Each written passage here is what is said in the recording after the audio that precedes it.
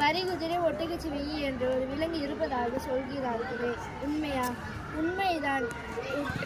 ஒப்பி என்னும் விலங்கை ஜீப்ரா,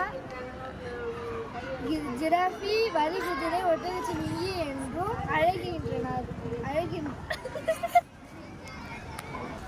உண்மைதான்.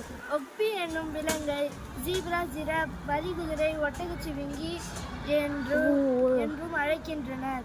அதற்கு காரணம் அதன் தோற்றம் தான். அதை பார்ப்பதற்கு வரிகுதிரை, ஒட்டகச்சிவிங்கி ஆகிய இரண்டையும் போல இருக்கும்.